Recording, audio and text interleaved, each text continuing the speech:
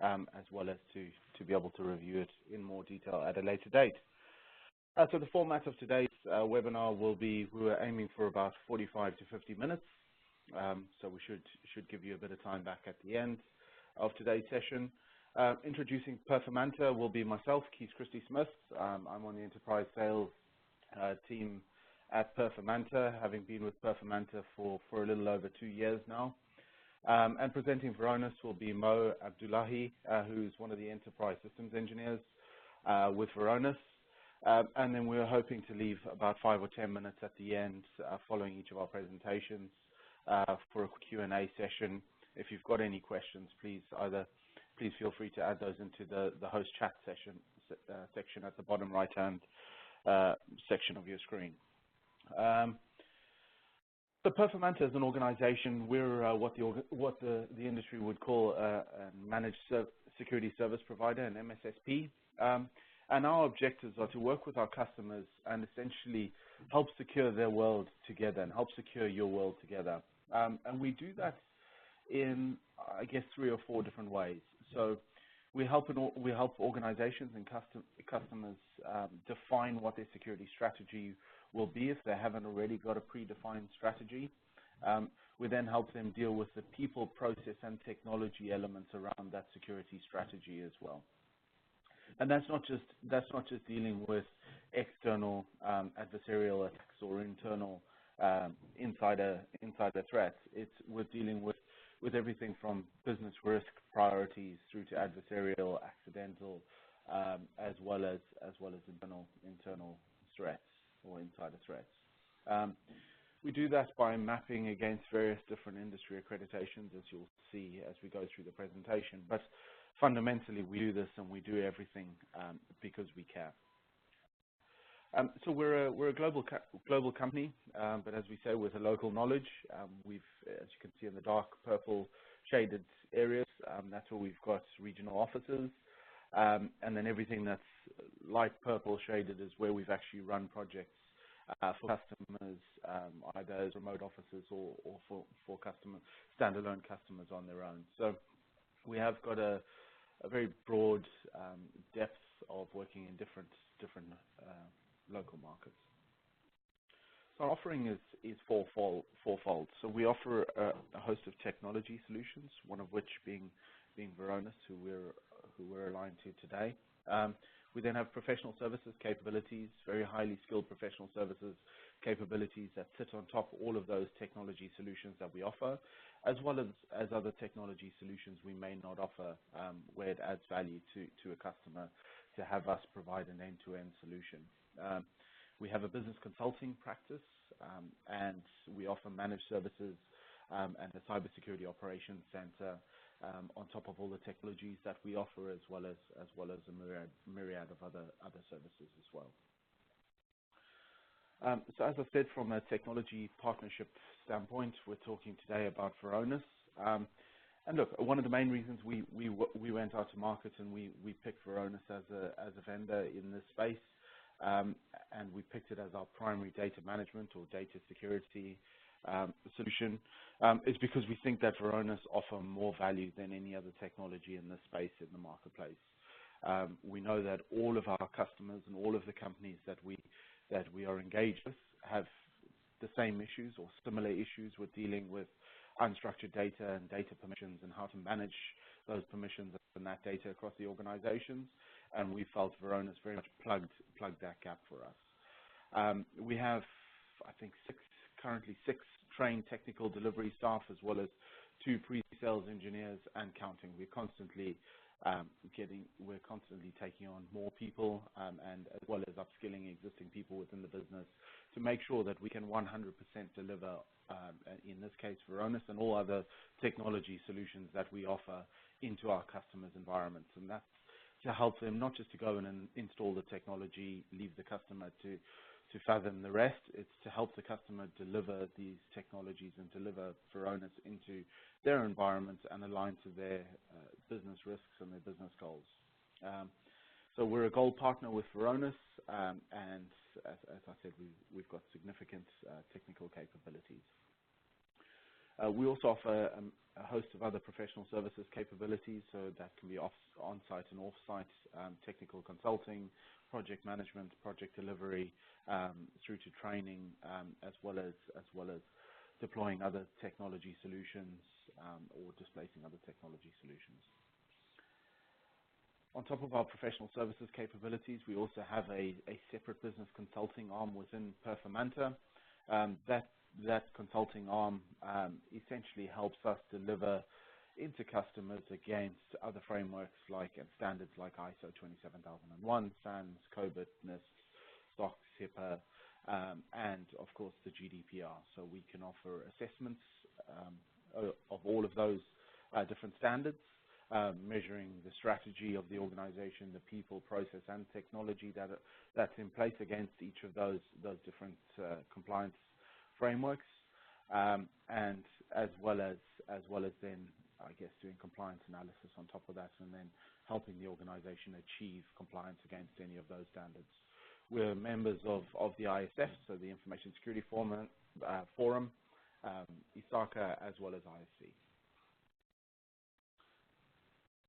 And as I touched on briefly earlier, we've got the ability to, on top of Varonis, provide a fully managed service, whereby the customer can either leverage us from a break-fix perspective, if there's any issues with the solution or anything that needs to be updated or changed within Varonis. Phone, essentially log tickets with our support desk, we can remediate those, but we can also go so far as to offer that as a fully managed service, whereby customer wouldn't even need to log into the solution. The solution will be fully managed from a Performanta perspective, including reporting back into the business, as well as incident response if that's required, and that can be offered on a 24/7 basis, including first, second, and third line support, where we would interact directly with Varonis as and when required. And that's it very briefly for me at Performanta. I'm now going to hand over to Mo, who's going to take you through in more detail around the Varonis technology and how that can help from a GDPR perspective. So over to you, Mo. Thank you very much. Thank you very much, Keith. Thank you for that. Good morning, everyone. Thank you all for joining and making yourselves available this morning.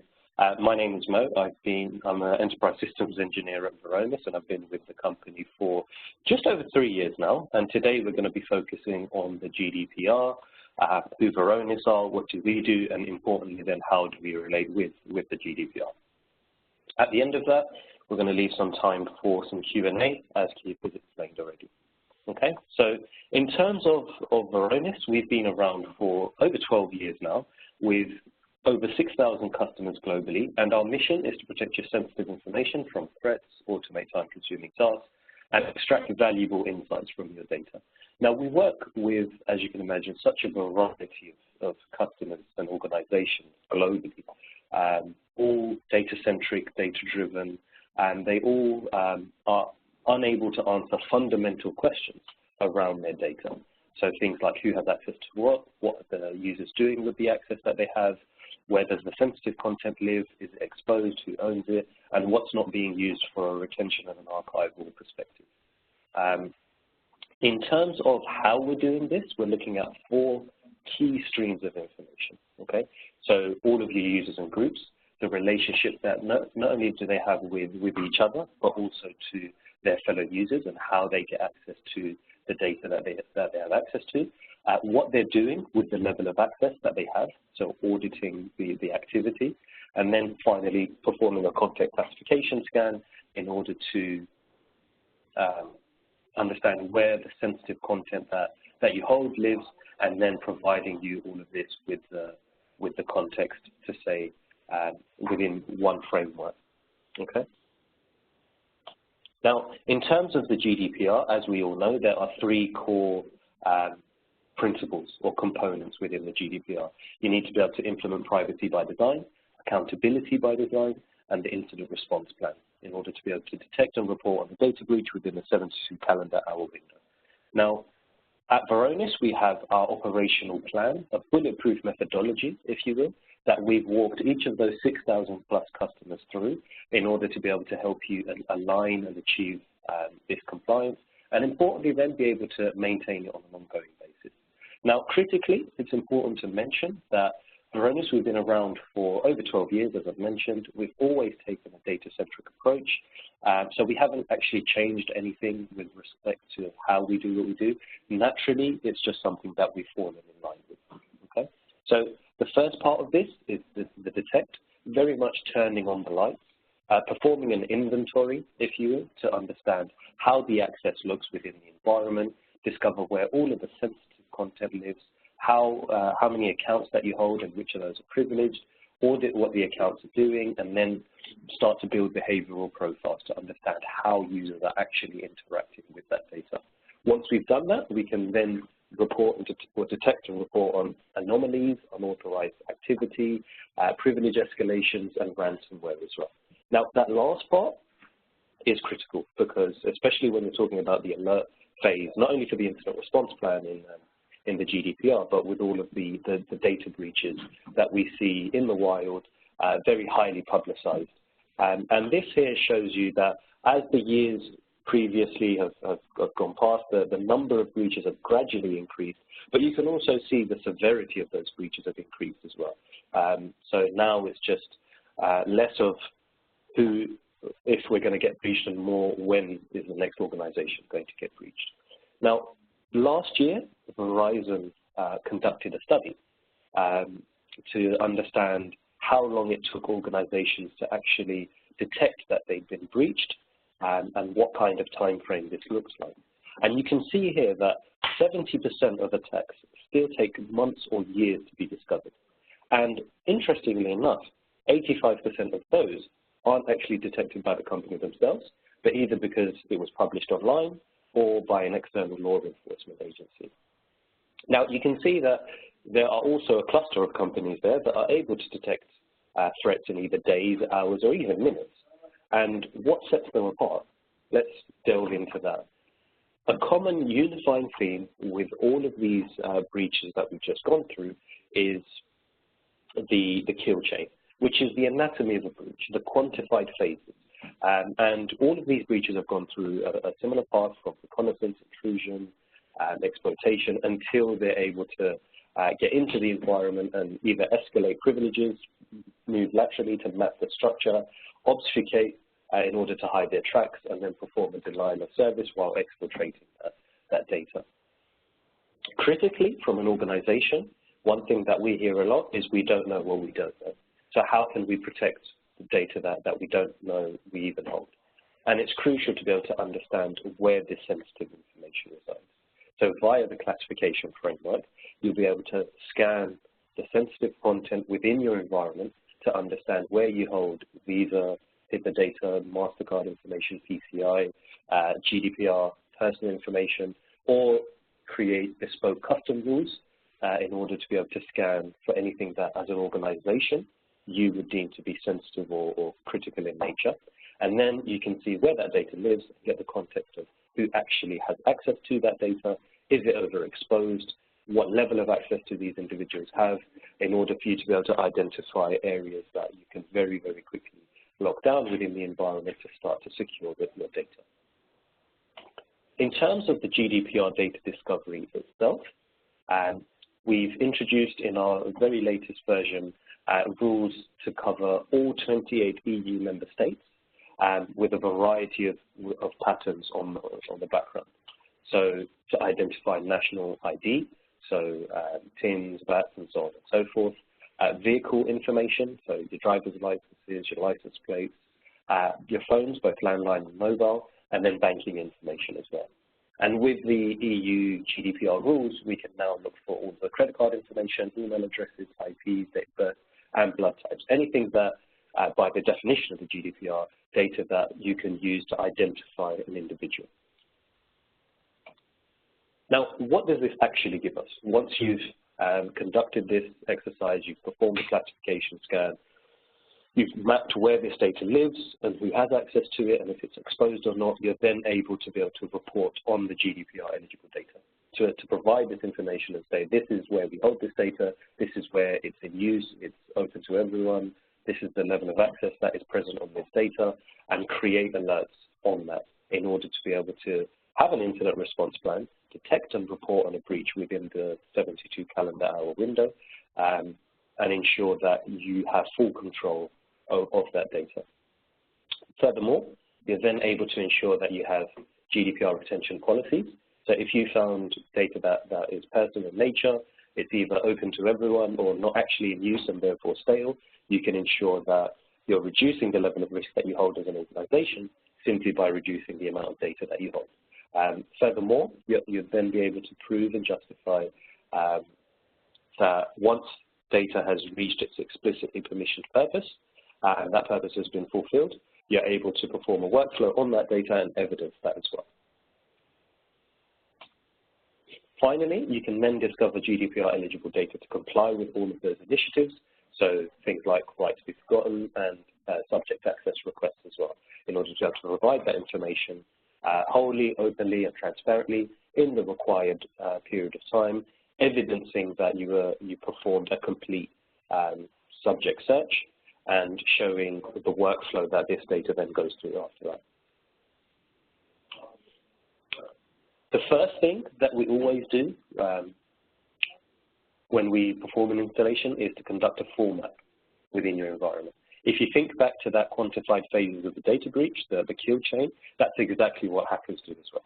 They understand where they've mapped laterally your environment to understand what the level of access looks like, where they can gain entry to access the data, where the biggest risks are, and the low-hanging fruit for them. So things like global access and so on and so forth. The next thing that we do that you'd have seen as well is by conducting the audit within your environment of all of your users and accounts to understand what they do with the level of access that they have. We can then normalize that user behavior in order to understand the typical behavior for each account, automatically profile the different types of accounts that you have, like your admins and service accounts, your normal users, your test users, your executive C-levels.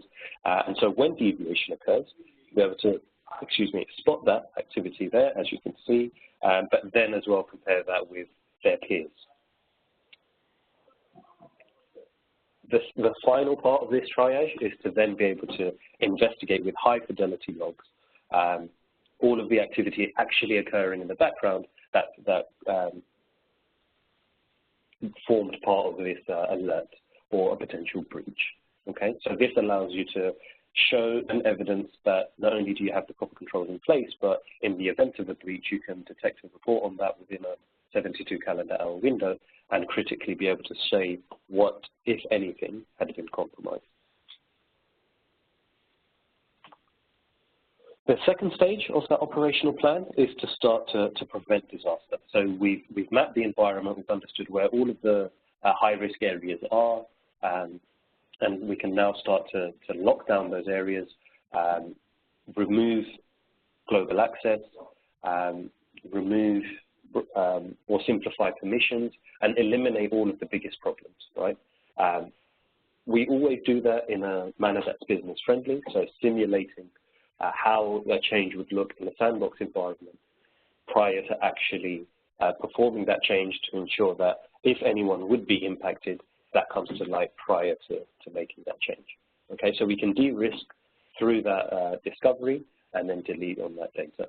So you can either quarantine that, change the permissions around it, and this is an example of the amount of global access in a similar assessment that we've conducted for a previous organization, and the amount of data that they had that was open to everyone within the business. So in that case, it's 16% of the environment, and what we were able to do is remove that excessive access, like I just explained, by simulating, first of all, who would be impacted prior to actually making that change. So we can see everyone here has access to the legal folder. We can see that the users that will be impacted are 4 individuals there. We can add them into the legal group prior to removing the everyone group from the access control list. What we've also introduced now is the automation engine, and this allows us to reduce risk non-disruptively by revoking excessive access permissions automatically. So we can automatically repair and maintain file systems, detect and repair hidden security vulnerabilities like broken ACLs and global access to sensitive data, and importantly then, we can comply with audit requirements, without costly and laborious manual remediation projects. And this, in the words of one of our customers, ensures that they never see everyone access again, because you can ensure that you don't have global access within the environment. What we're also doing, because we're collecting all of this activity for all of your users in all the directories that we monitor, we're able to create recommendations on users that no longer need the level of access that they have. And you can see an example here of Michael Scott, that no longer needs access to finance and mergers, because this individual, not only is he not using this access anymore, but he doesn't match the peer analysis for the other members of group finance. So we can go ahead and remove that in a periodic time frame and ensure that we're performing these regular recertifications. It's very, very quick and easy to be able to evidence the success of this, not only for the purposes of the GDPR, but internally as well, to show and evidence that not only do you have the processes in place, but you're able to evidence them and you're able to enforce them, excuse me, and evidence the successes. Furthermore, we can also address other risk factors, not only within common ACL problems, but also within the Active Directory as well. So things like inactive accounts, accounts with expired passwords, nested groups, and like I've mentioned, broken ACLs and folders with incorrect permissions. The final part of our operational methodology is the sustain, where you've put in the hard work, you're now at that secure state where you can automate the process of authorizations, migrations, and dispositions of data. So via the use of the data transport engine, you can automatically manage stale data and affect archival policies, or also retention policies as well. You can automate the process of assigning and revoking access, and finally, the recertification via a self-service portal. So this is where we can use the data transport engine to either quarantine, archive, perform legal hold on specific sets of data as defined in a criteria set by yourselves, or also to automate the process of migrations as well. We can find and assign data owners and help you to comply with the data accountability by design portion of the GDPR, and understand which users are active the most within specific data assets, and therefore get a point in contact within the business to understand who owns that data and who should take responsibility for it. And once we've understood those individuals, we can then automate the process of assigning and revoking access directly via this web portal or a web-based workflow, and bring these individuals into the picture and pass this responsibility back to them for them to approve or decline. This process is all fully audited, it's fully logged, and it allows you to roll back any of these changes as well. The other thing that I mentioned was around sustaining that privacy by design. So you've gone through all of this effort to implement a model of least privilege.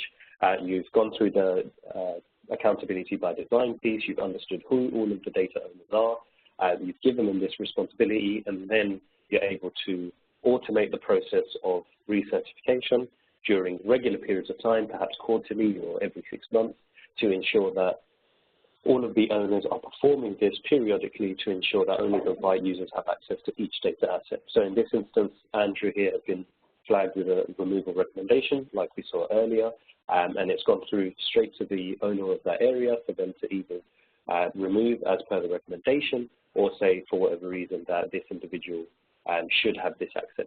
Again, this is all audited, it's all logged, and it helps you to evidence the success of your processes and sustain all of that work that we've touched on so far.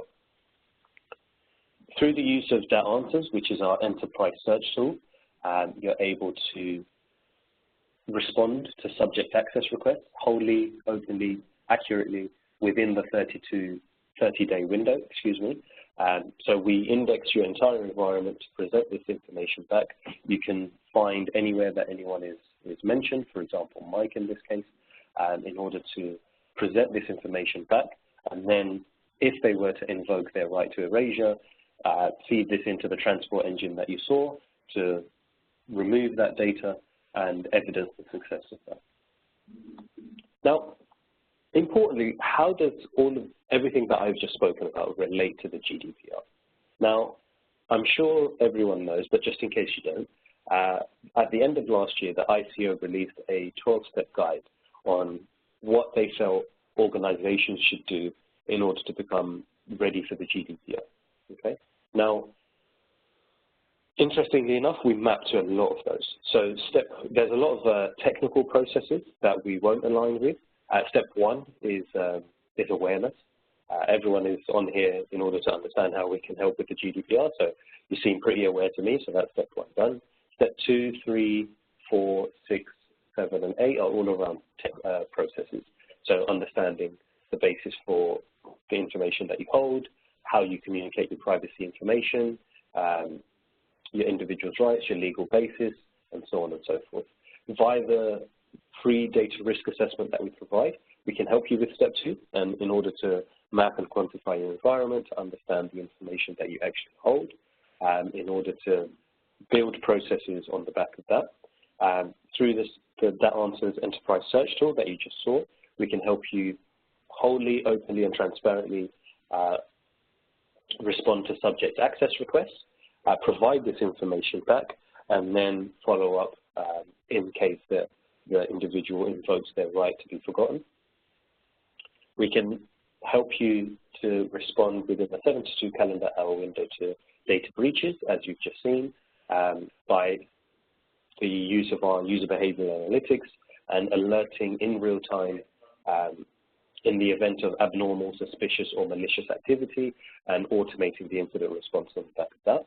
We can help you implement privacy by design via the use of that risk reduction, de-risking areas that are open to everyone, ensuring that you have owners for each major demarcation point, people that take responsibility within the business, people that can automate the process of assigning and revoking access, ensuring that that responsibility is not held within IT anymore, and then conducting regular recertification to sustain that effort, and then help you to conduct data protection impact assessments as well, where we can, like you saw, map your environment, quantify all of your areas of risks and the risk vectors in order for you to evidence the success on an ongoing basis.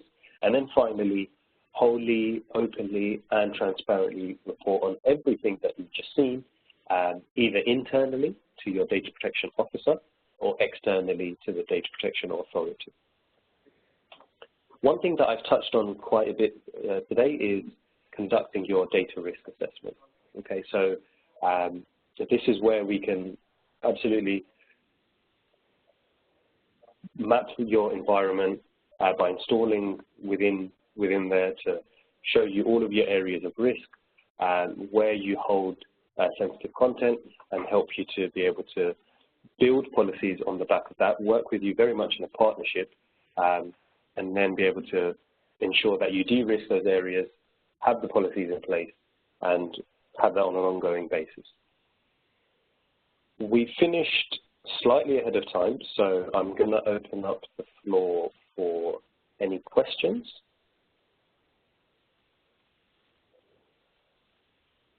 If you have any questions, just share them on the chat window.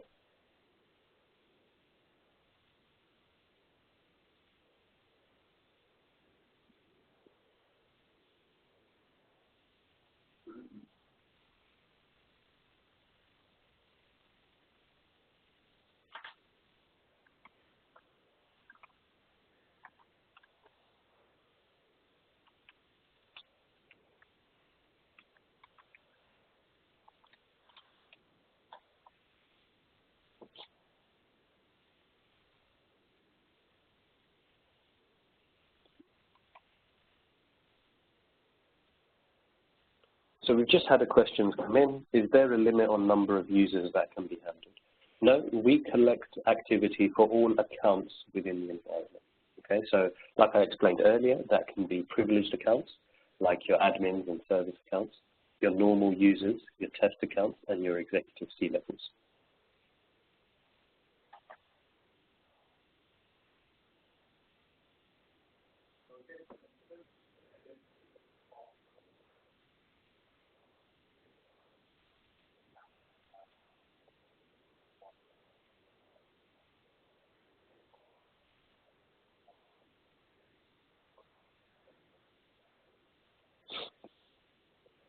I'll keep the call open for another 5 minutes just in case we have any questions come through.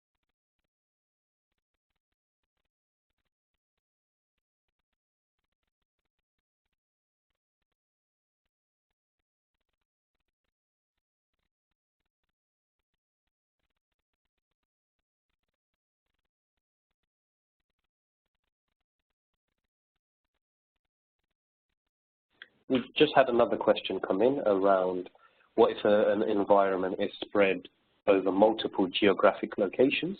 So that does not present an issue. Varonis can scale both horizontally and vertically. What we're able to do is use components known as collectors that would reside in each individual location, perform the operations necessary, and feed back to the main Varonis server, wherever it would be that you'd install that. And this ensures that we're able to perform the operations necessary to monitor the environment, as we've seen, without compromising the network bandwidth or latency.